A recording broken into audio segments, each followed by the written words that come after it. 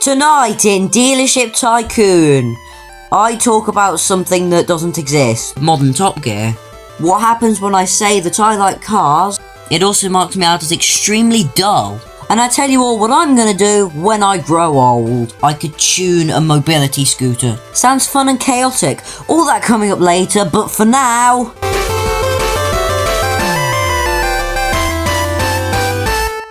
Hello everyone, welcome back to Dealership Tycoon. It is me, Ditto. What I'm driving here has to be one of the coolest race cars you'll see in a while. It's the McLaren Artura GT4. Suppose that's the one-up Ferrari's supposed 296 GT3.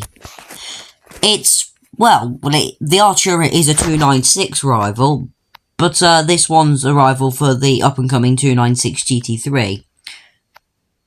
And, to be honest, I think I prefer it. This is a very cool-looking thing. All stripped out, more downforce. Bare bones. And I bet it still won't be light enough like a normal petrol car. Because, obviously, you know, a hybrid has 2 power units, which means more weight.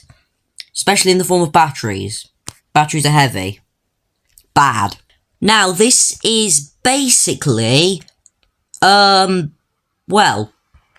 race is in the McLaren Trophy Series, which is McLaren's single-make Drivers' Championship, where they used to use the 570S GT4, now they use this. Now, McLaren isn't the only person to have their own, Drivers' Championship. The most famous I can think of is Porsche, where they use GT3 Cup cars. So this is all very, very much, drivers spec series stuff. I don't particularly enjoy spec series racing, but I do like it that McLaren actually trains quite a few drivers with these. I think they actually use them on the modern Top Gear, which I refuse to acknowledge exists, so, ignore that. To be honest, this just is such a cool car, though. It actually doesn't look too aggressive over the standard Artura, which I quite like. I prefer the sleek design. That's also why I prefer, the Lamborghini Aventador SV over the SVJ. It's more sleek, it's more civilized, and it's just preferable to me. It also marks me out as extremely dull. I'm actually very happy to see this in a game. As of now, I think it's actually a Roblox unicorn. Not in any other games that I can think of off the top of my head. And I'm talking about big games here. Driving Empire, CDT. Cool stuff.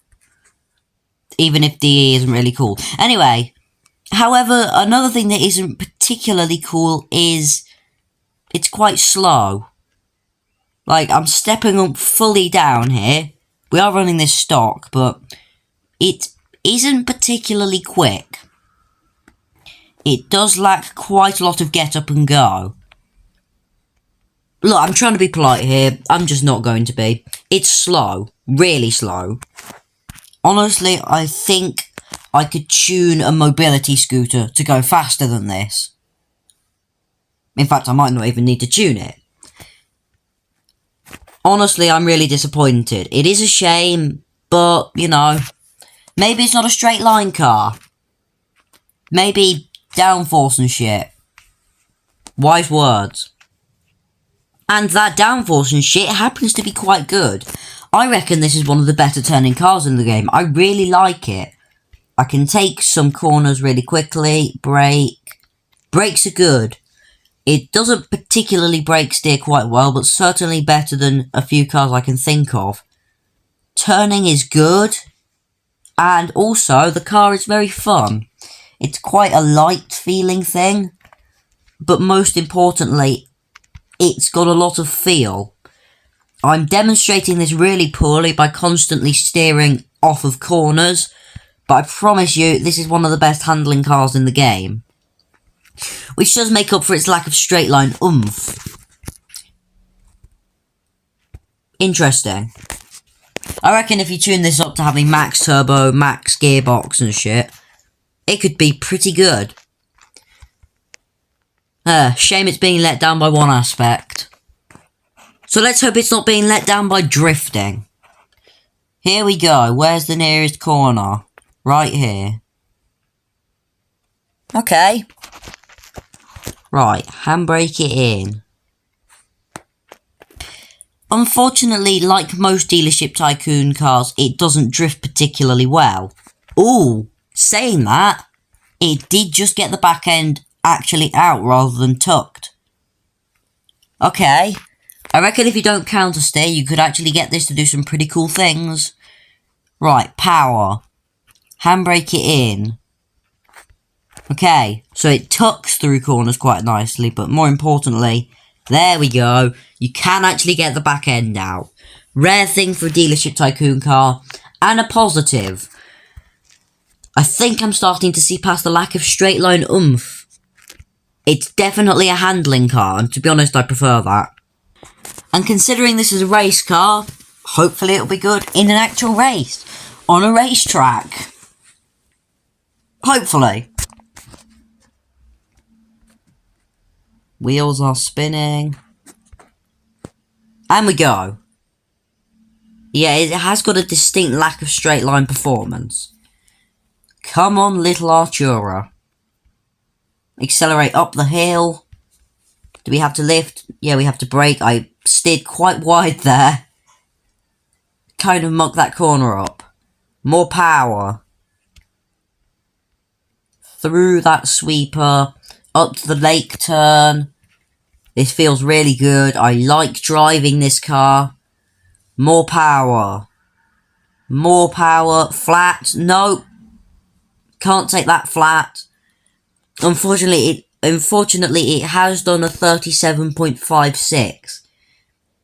Once again, let down by the lack of straight line performance, which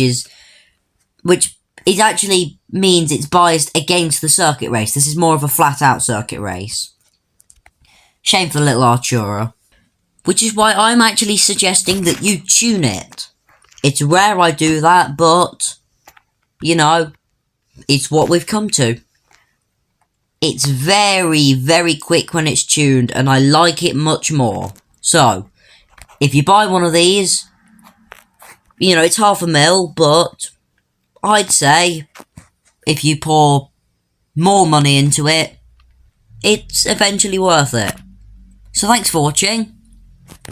Now, big news. Tomorrow I'm going to be testing one of the most fast cars in Dealership Tycoon, and by far and away the most expensive. You do not want to miss that. Hopefully I'll see you tomorrow when it happens. Until then, that's a bombshell I can end.